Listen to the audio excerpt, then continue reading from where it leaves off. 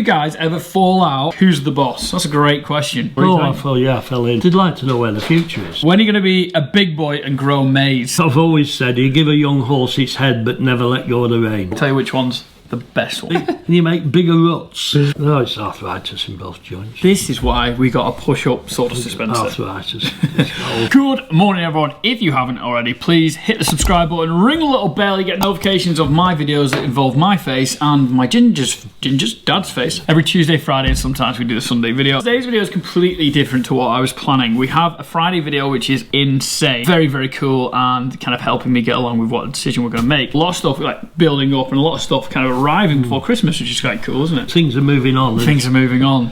Christmas is approaching very quickly. It's a bit different for us, isn't it? Because we have a farm shop, so I've just come out of a meeting with the farm shop manager, kind of going to what we do for Christmas. For us, Christmas gets mad busy because of the shop gets busy, the doorstep rounds get busy, the wholesale round gets busy, you know, we've kind of got to organise everything. The video that we were making today, me and Dad made something very, very cool, didn't we? Yeah, we did a good job. We did a good job. But we've just got a little bit more to finish with it and a little bit more footage I want to film with it, so if I did it now, it wouldn't be where I wanted it. So I thought, why not do a Q&A? There are some cracking questions. I got people to ask me questions on my Instagram and Snapchat of this. And there's some good questions, Dad, to you about me. Oh dear. I thought it was great. These are good. Who's paying for the answer? Yeah, I don't know, yeah. Okay, that's a good question. Are you happy with the farm or would you do more on the farm? To me? Are you happy? Yeah. I'm very happy where the farm is.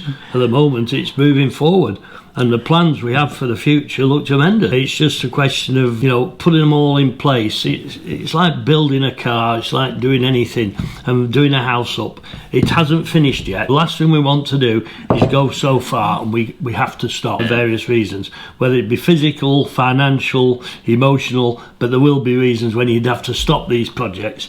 But once we have this project completed and it's proven its worth, we hope, and it will prove its worth in production, efficiency, animal welfare, then we've got to look at our personal welfare. Thee and me, and also our staff. We are really, really happy. I think at the end of the last video on Friday, people would have watched. Obviously moved loads in the last 18 months. It's been fantastic development. It is really tiring. It is tiring because you've got to do your normal job, but then you're always thinking about what's going on and like who's doing what, how they're doing it. It's probably going to carry on for the next 12 months, and then after that I might have a chill, which I said to my wife over the weekend. Yeah, have a chill. It's hard, isn't it? It's hard. Your brain. It is because whenever that happens, something will crop up. It'll be something that needs a major attention that will crop up. Or if nothing else, there'll be an opportunity. Another opportunity will crop up. And whether it be land, property, business deal, or some avenue we can go down. We've looked at all sorts of things to improve the shop. Suddenly you're thinking, well, let's have a go at it. Let's get into it. It's hard, isn't it? It's hard to keep your feet on the ground. You get quite excited. So, and the other thing we did a diversification video at the NEC. Me and Dad went. That video needs to come out more of a kind of a Sunday because it's less farminess. We did a beef video with Joe Seals in like, I think it was like May, June last year, and I've done a TB video as well, so if you want to see them, let me know. So we've got those 3 videos that I could bring out, but I think it would be very random me to just bring them out unless I brought them up this way. I think it's important now, we're sat down together, just you and I, there's all these questions which we'll answer as many as we can, but just to sit back and go, we've reached, coming up Christmas, we can't get too carried away now between now and the new year, because Christmas is so important to our business and to make sure the business, so we have to concentrate.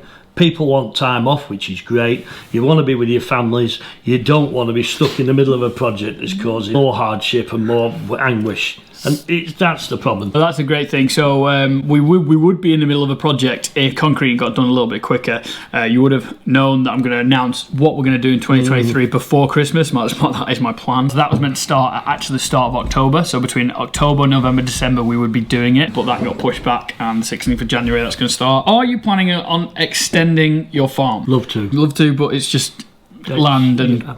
Well, it's opportunities. As we said before, we're making the infrastructure of the farm better. So if there is the opportunity to extend the acreage, we're ready for it. We're just probably not ready for it now. We're better spending the money on the farm now than spending money on land because we need to iron out that. You'd probably agree? Yeah, absolutely. We're having a major improvements. And once you start one, the other one isn't as good unless you have them all. You've got to put all the bricks in line, all the pegs in line to make sure it works well. Is a new Manitou and feeder tractor not more important than a new tractor at the moment?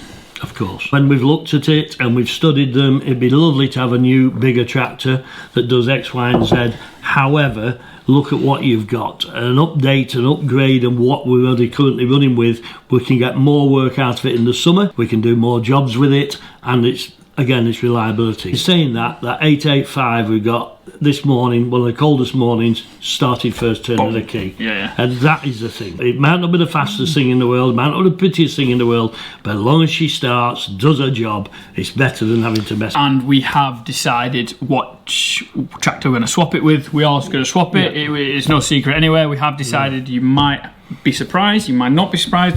Who knows? Do you ever think of buying a new loader or tractor? A new loader tractor? No. Questions for both. I want to start dairy farming. What breed do you suggest? Tradition says I would go for one of the coloured breeds, which isn't your Holstein Friesian, because at the end of the day, you want something that's reliable, something that's it may not be the highest milker, but you want something that's got some longevity in its life, and something that doesn't require lots of, not being rude to anyone else, skillful management. Because if you're starting a dairy farm, you've got to be on the ball. You want the cow to work for you rather than you have to work for the cow. Okay. How are the solar panels working for you? Is there a large battery pack set up? We haven't got a battery pack set up. Solar panels are fantastic. We use every ounce of energy we get out of them, and we're hopefully going to invest and put some more on. That's a major project. We've just got to sort some finances out on top of everything else, but that will be in the spring, in the turn of the year. We're definitely looking to put some more solar panels. Do you see things moving towards a destination traction farm, e.g. viewing of process? So do you see yourself being more of a traction farm, kind of pushing down that kind of road? Yeah, absolutely.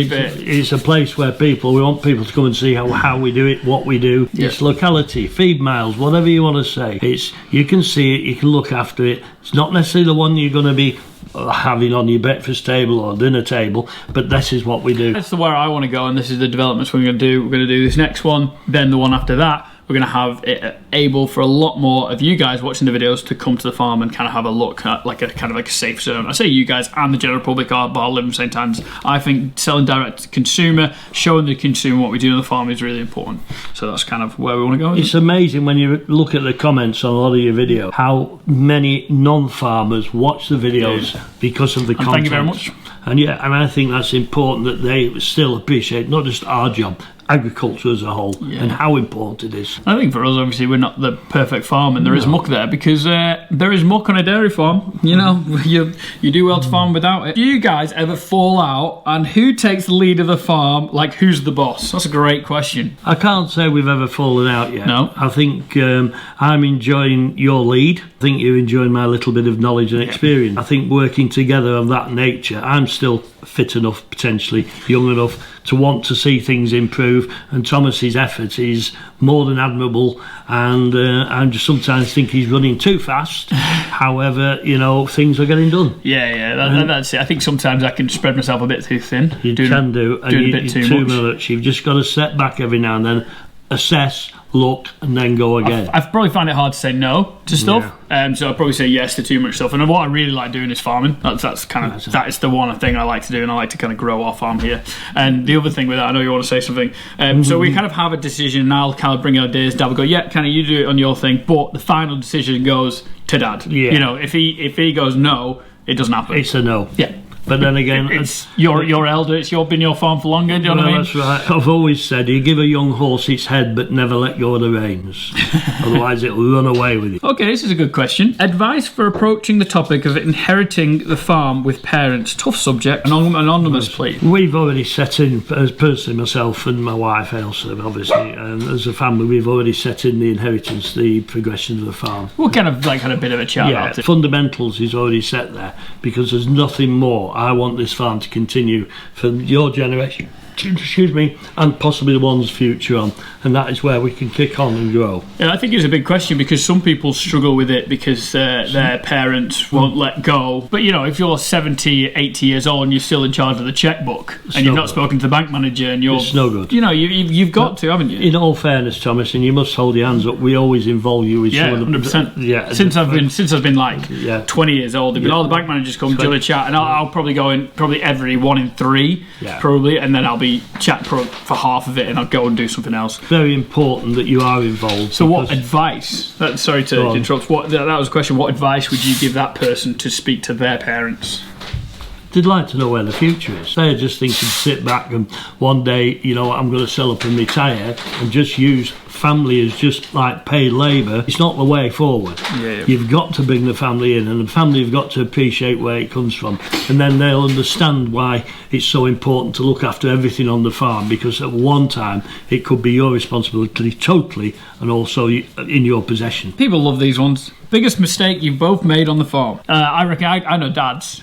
But I bet you don't think of it. Well, when he was very young and they didn't have a cover on the slurry and you were in the slurry tank. I fell in. Fell in the slurry. Oh. You know, you think how horrendous that is. That wasn't a mistake. That was just a bloody accident that could happen to anyone, and unfortunately it happened to me. I just was walking by, it was an open slurry pit. I was walking around the edge, stood on a brick, because it was brick sided. You were very young, weren't you? Very, very young. And the brick went, I slipped and fell on my back in the slurry pit. Yeah. Fortunately, it had a good crust on because I didn't go through and I wasn't that heavy. However, it could have been fatal. Yeah. It could have been fatal. And you look back and you go, phew, how lucky I was. All sorts of little things that you get away with every now and then. And stupid things. I guess it wasn't your mistake, was it? But you know, these things happen. The farm safety is a huge thing. Obviously, mine's not the best. Ours isn't the best, but we try to make it better all the time. You know. Well, from then on, that open slurry pit, as time moved on, we built a wall around it and gated it and everything. Yeah. So you know, it wasn't an open like a lagoon. It was just an open lagoon. It was quite deep. Sometimes you've got to learn from your mistakes. But someone might watch this and go, Andy Penn or the Ginger Warrior did that. I'll make sure that's just coming. You know, that's the power of the social media, power of the YouTube. That someone might just watch it and it could say one person. That's the trouble when you start doing too much. You start cutting corners as well. You've got to think, hang on, let's just make sure we do this right. This is a tricky job, and everything's now got bigger. Everything's got heavier. You know, metal hurts. As I always say, my metal thing. You can't hurt it. It can hurt metal you. Doesn't bleed, you bleed. Yeah, metal will not bleed, but you can. So don't mess with metal. Is there a video coming out with the time-lapse on the cameras? Yes, I'm just struggling to edit it. But yeah, there is a video with the time-lapse cameras. I actually still have the time-lapse camera in the shed. I need to get that down. Summer or winter? What do you prefer, summer or winter?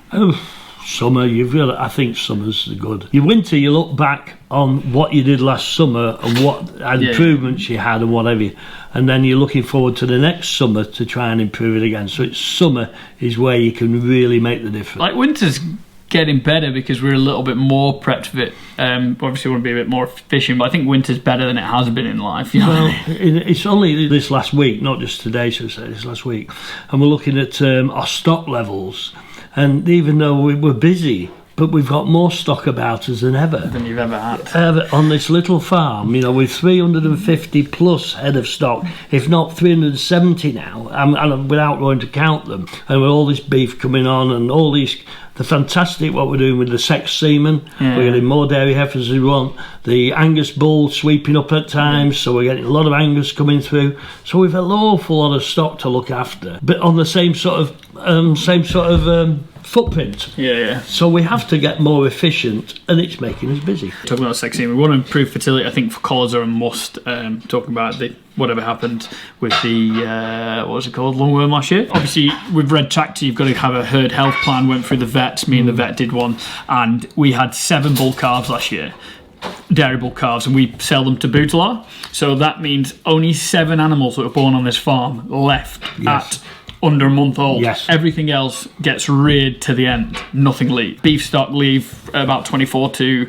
30 months old. The dairy cows will stay for as long as they live. Do you know what I mean? Yeah. So that shows how growing stock numbers, which isn't perfect. You know, it's not the greatest thing you should do, but it's a good problem to have. Sometimes it's the straw that breaks the camel's back as well. It's the one too many in a pen that brings on pneumonia and things like that. That lapse of when we had the lungworm in the cattle, sometimes you just take your eye off the ball because you're busy doing other things. So my old feed rep Helen Taylor, she always used to say, the minute you start building something, something else will suffer because you're not watching. You know, that time you're spending, which we're talking about, me rushing around doing whatever. Again, collars should help that. A little bit of information on chipping. So, It was a fantastic farm. So was it 100 acres with 350 acres of grazing? No, it was a 130-acre farm first bought in 1960, 61. And then we had the opportunity to buy another 75 acres on a neighbouring farm in the 70s. We bought that. And we had hill grazing as well, fell grazing. It was over 210 acres of owned with fell grazing for her headage of sheep. You had a single holding number. We have a single holding number that covered 3 farms. 2 down here, Little Dairy Farm that John and Tom was born at. Reared me on it. Reared him on a 73-acre dairy farm. We milked plenty of cows and pushed it to the limits, and it was fantastic. It did very, very well. But it was pushed and pushed. And then chipping took all our, payments. We got areas where we didn't have to fertilise, no production, walls to keep, a woodland to keep, becks and streams and things like that. So it was easy there because it was all there, wasn't it? Yeah, it was all there. You just had to maintain them. So we had to maintain them. So these 2 farms down on the Fylde coast here, little farms, they could be pushed to production, which was a great thing. And chipping was great. The cattle, all the dairy heifers and the beef, they went to chipping under just around about 10 months to 12 months old, and then they either came back in calf ready for milking or they went to auction. Yeah. We didn't do any beef or anything. They either went out of stores if we were full up there, or they went to auction as clean beef. So basically it was a one-way ticket for them. They went there and then they came back for us to either milk, and we never saw the beef stock. Yeah. So they were managed by a great guy for us up there, Francis Mercer. Before that was a guy called David Carlton, for those that have been about there. And before that it was Alban Marsden.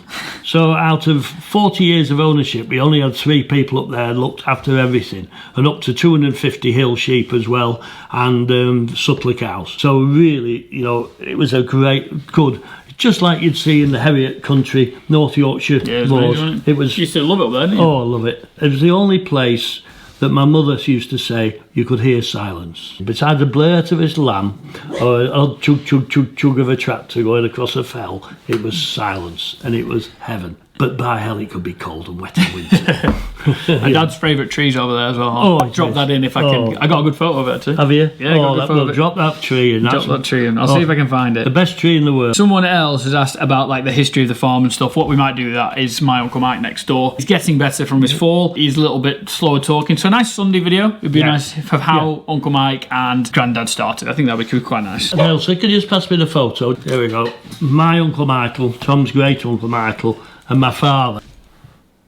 Can't see that. And that's when they just first bought the farm, about 1951 or 52, and my father and them, they joined up together. My Uncle Michael was only 13, and that was the first tractor they ever had, was Alice Charman's Cropmaster. They were ridging up spuds that time in the field, and they just started farming together. And my Uncle Michael was still at school at the time, and my father was just turned 20. I've got a good question at the end. Someone's asked an absolute stormer. What's milk price in England at the moment? What do you think the next year or 2 will do with milk price? Milk price is pretty buoyant at the moment. You look at it, on some companies are paying nearly 50p for basic liquid production, but also the pressure on the market is on a decrease again, because people are finding some had quite well cows. There's some reasonable silages, obviously being silages, and the way they're feeding, the price, the proving price to milk price is favourable to push for milk for those that want to. I think they talk it down. No, I think they talk it down, talk themselves down personally.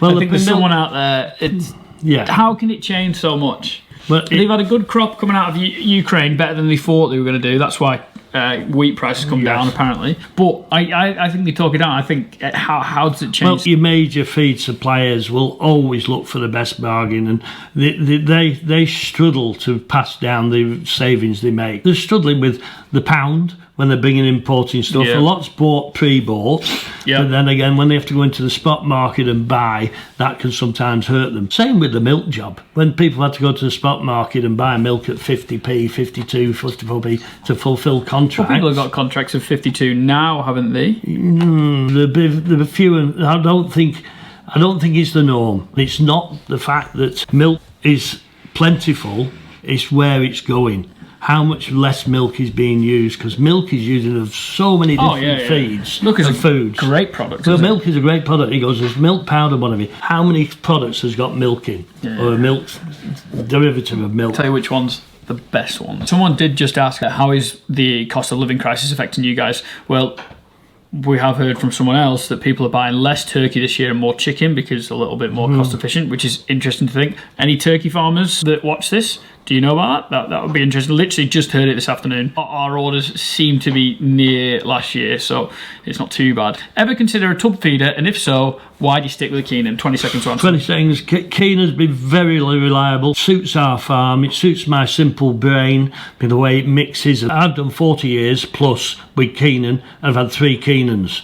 And there's never been a day they let me down. There's backup services. Oh, the backup service, fantastic. And not only that, the big, solid, strong machine. Don't get me wrong, the simple, basic design. And at the end of the day, they must make something when you weigh them in. Would you ever consider halter trading and showing cattle at local shows? No. I'm afraid no, it doesn't float my boat. Not the time. What's the most annoying thing you find about YouTube and farming? Probably YouTube and farming together. I think YouTube and farming is getting better. It's not annoying because there was just with a few to start with. There's more and more doing it, but they're bringing different aspects of farming. So that's great. I think what people have to appreciate is the amount of effort that the farmers put in. It's not just a one-off. It's a lifestyle thing. It's not really bad things about it, really. No. I think it's good. It shows the capital expense and the dedication of a lot of people. It's just not a switch on and switch off industry. The biggest worry for me is there's less land in the country being able to farm properly because of the building work, and whether it be HS2 taking a big swathe of the land off or just putting houses up. Did you see me mention that on Instagram or Snapchat on Saturday? Did I? I'd mentioned that, so in Manchester, someone had made a bus shelter and put a lot of grass on it. I was like, oh yeah, that's just going to write off HS2, ploughing through a lot of woodland, isn't it? But I was only on one. They ran out of money to do the other 5. But you know, there's less and less farmers are working on less land available to produce food. But the public want more food and cheaper doing it. So how, you know? I think it's one of those. You've got to choose. You've got to choose. What do you want? Do you want cheap food? Yeah. Or do you want high welfare food grown at a high quality, you know what I mean? You've got to choose what you want. Pointed it's governments. They need to swing to think about, rather than promoting just stewardship and conservation areas of which does a lot of good for the country. You've got to think, are we going to support the food growing industry, or are we going to support conservation? It's got to be a fine balance. You've got to work together. We've got to work together. You got to keep the wildlife going, but the growing population is a big problem. But there's certain areas of the country that doesn't warrant support for growing food. So let them do those things. But there's a lot of areas of the country now being taken out of food production because they are being not forced or driven by economics, staffing levels, or lack of people in the industry to do something out of agriculture to not produce food, which I think is a retrograde step. I don't want a beef mountain, I don't want a milk lake, but I think we've got to look at more and more supporting our farmers to produce the good food we can at a reasonable price. That was a long answer. Would you ever consider getting Hereford cattle? So we are using a native triple impact at the moment, which is Hereford beef, shorthorn beef and Angus beef, so we don't know what comes out. So we open a bit of Hereford on. They get a little bit too fat off grass. Angus is perfect for us, in my opinion. If you had 5 minutes with the Prime Minister, what would you ask them? That's a great question. Basically, we'll go back to food security. Yeah. What's your plan? Yeah, what's your plan? Are we going to be so dependent on imports, or are we going to push for food security in this country? And also support the farmers who not only produce food,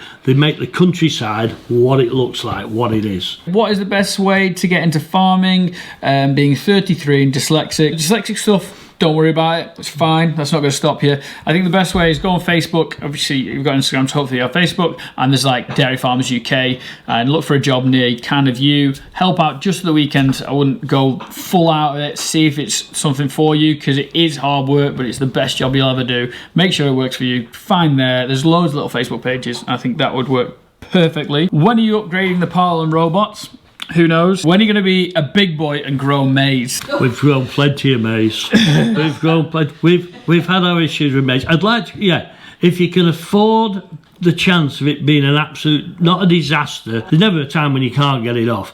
But the problems is, it's so worrying in early October, mid-October. You're looking, there's half my winter feed in those 2 or 3 fields, or that one big field, and I still haven't got it off yet, and it's pouring down. And the problem for us is it is wet in the north. A lot of people do grow it, which I think, you know, a lot of people get it off. Sometimes you don't, sometimes you do. You've got to be prepared to put your effort in, and we can grow a good crop of maize. Have done grow some tremendous crops of maize, but it loses the flexibility. And when the field looks such a mess, you're going to talk about soil structure and looking after the soil to feed the crop for the next time.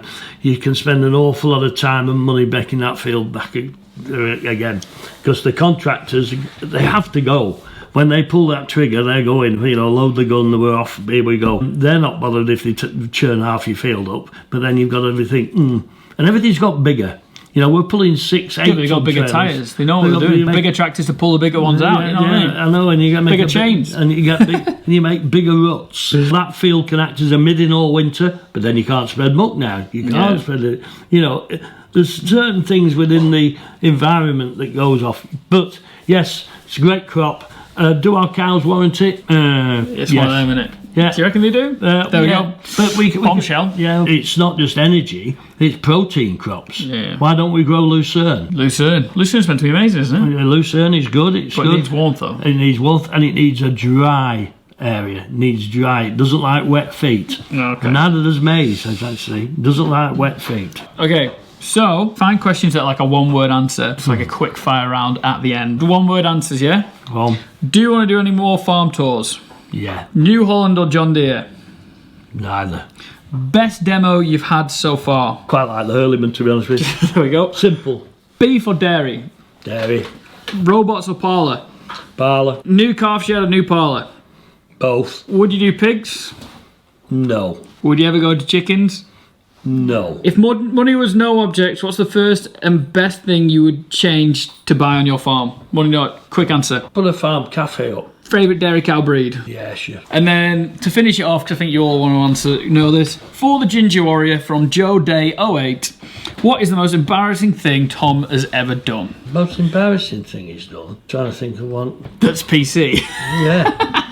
The most shocking thing he's done is when he walked home from school when he should have been at school one day because he got sent home. Oh yeah. But that was the most shocking thing. We were young pups at one point, weren't we? Absolutely. Guys, I hope you enjoyed this video. I know it wasn't what we normally expect on a Tuesday. It's just how things aligned. We've got loads of videos. We've even got into going into January, and obviously I could have done the time-lapse video. I could have done the beef. I could have done everything, but I think it doesn't really make sense. But I've done this one. It's nice to sit back and so that people are interested in what we're doing. I like the questions. That's the most important thing.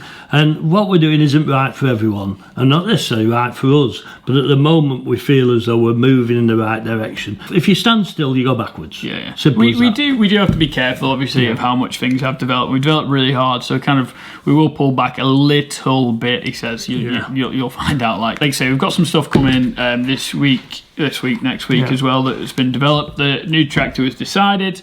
Loads of things going on, but obviously this is just probably a little bit more of a chill. I didn't even know what YouTube was 5 years ago. Yeah, and now you watch probably more than normal TV. Yeah, it's big debate on Twitter with Ollie and Ali Hunter. Yeah, but you watch what you want to watch. You're watching a subject you want to learn on. The lad who wants to go into farming, don't think it is a job. It's a way of life, and if you enjoy it, it's not going to work. You're going to enjoy yourself. And that's the most important thing. If you enjoy what you're doing, work is easy. Genuinely, someone asked me the other day, God, your hours are long, but I'm editing and doing everything, and I was like, yeah, but then I thought I'm getting paid to do something you really enjoy. It's easy, isn't it? Some days are hard. But what else would you do?